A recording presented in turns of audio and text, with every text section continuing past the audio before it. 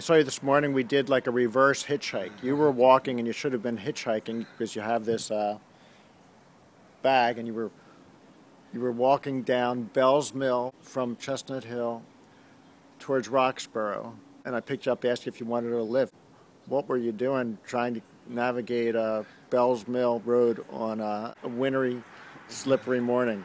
Well, my front tire blew out the night before on a massive size pothole on Umbria Street, and I stayed in Chestnut Hill, didn't have a ride back, so I was walking down, you know, with the snow. Bell's Mills, it was so dangerous, and this Good Samaritan came along. I wasn't hitchhiking, and picked me up and brought me all the way back to Merion Station. I mean, it would have been probably a 3-hour walk home. I was heading up the hill. I was going to think about a bus, but I've never used the buses on Ridge Avenue, so I wasn't exactly sure where they went. You entertained me with some good stories. What were those about your work? So we talked, yeah, I'm a trial attorney. We talked a little bit about some of the cases I'm handling. I'm handling the Market Street building collapse case where the 6 people were killed in the Salvation Army store. I represent 2 of those families and some of the other survivors. In all the cases I've ever handled, it's probably the most remarkable in that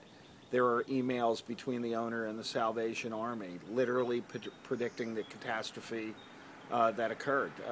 The owner wanted access to the Salvation Army roof. Salvation Army wouldn't let them do it. The owner sent emails indicating that there could be a catastrophe, an uncontrolled collapse, danger to life and limb. Could be reading about it in the headlines.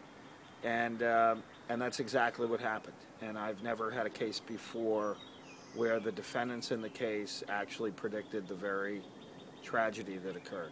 It's pretty remarkable. We're at the beginning of discovery with that. I think it's going to take 2 or 3 years for discovery before it's going to be courtroom ready.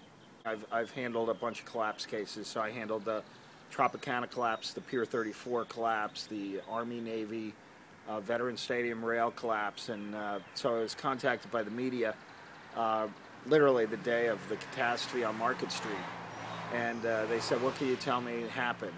And I said I could tell you that they didn't have a engineering demolition safety plan as required under federal law.